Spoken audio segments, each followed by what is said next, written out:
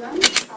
I'm Ekta. I'm from Vijpilani Hyderabad campus and I'm doing my dual degree there in MSc Biological Sciences and BTech in Electronics. And this summer I have been working with Dr. Matthew Wheeler in Animal Sciences Department, University of Illinois at Urbana-Champaign. And I have been working, my project was to see the influence of microfluidic devices for stem cell culture and for embryo culture. I will first of all give a brief introduction about microfluidics. Microfluidics deals with the behavior, control, manipulation of very small volume of liquid in order of microliters and nanoliters. The small-scale design of these devices can precisely control the microenvironment and can provide more in vivo-like conditions for the cells to grow. And these channels can also create dynamic cell environments. And some of the cells like embryos, they need very dynamic environment for during the process of development. So these channels can also provide that. My project objectives were to culture stem cells and to see the differentiation pattern in microfluidic channels. And we also fabricated microfluidic channels for embryo culture, and then we cultured bovine embryos in that. For the stem cell culture, in our lab we are working with adipose-derived stem cells. Pig is our animal model.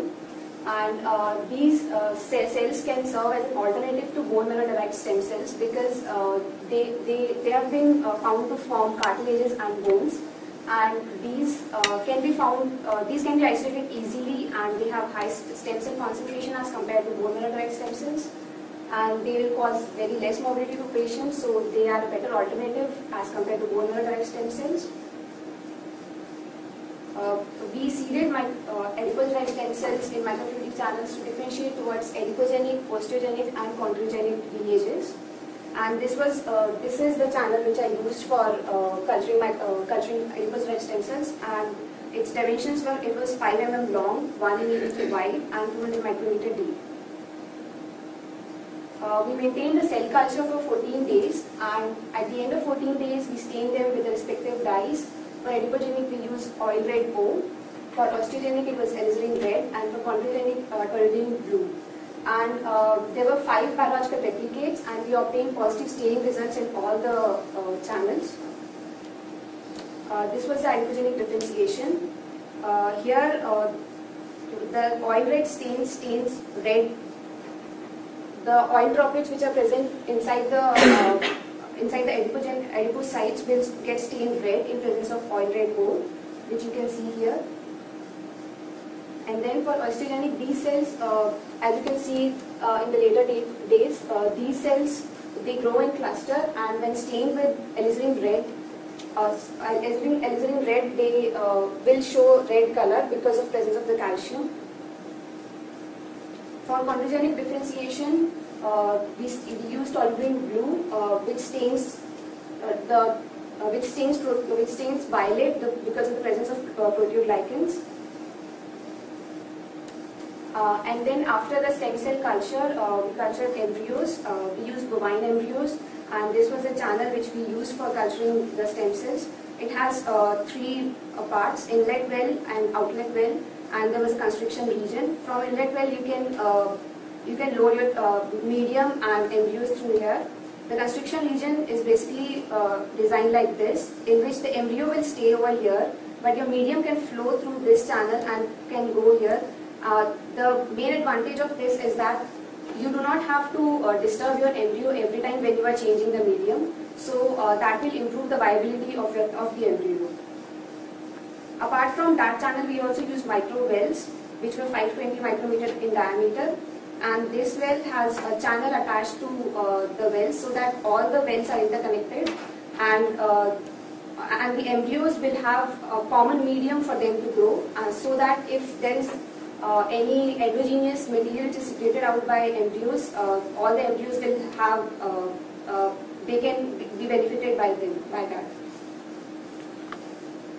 For fabricating the channels, the techniques used were photolithography and soft lithography. In this case, you basically design a you basically have a computer-aided design made on computer, which is printed onto a paper. which is printed onto a paper, and then using that and UV light, you will print that design onto a photoresist material. SU8 was a photoresist material which we used.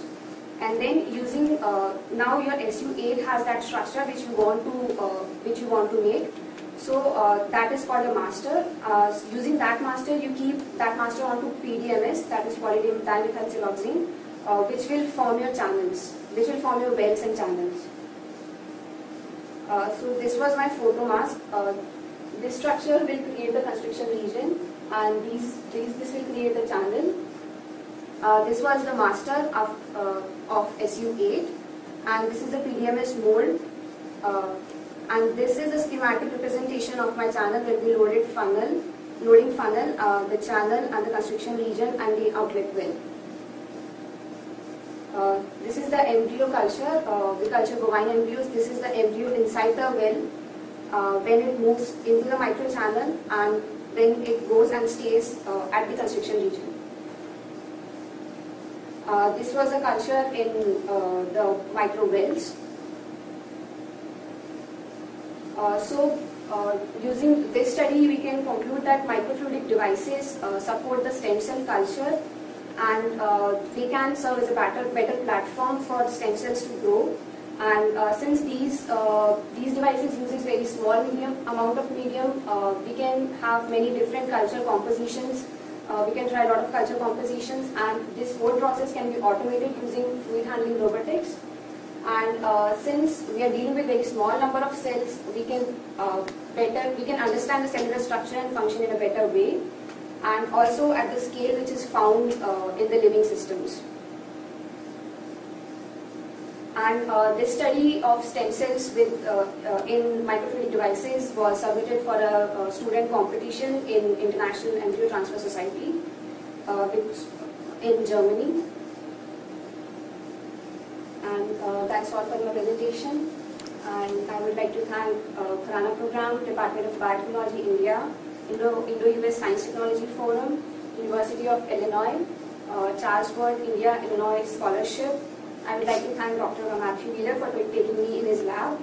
I would like to thank Aaron for helping me in my day-to-day problems, and all my lab mates for making the lab life so enjoyable. And I would like to thank Jessica, Rajiv, Steven and Ryan for helping us out every day, and for giving us information and for taking us for outing and all. So I would like to thank everyone. These were some of my references. Any questions?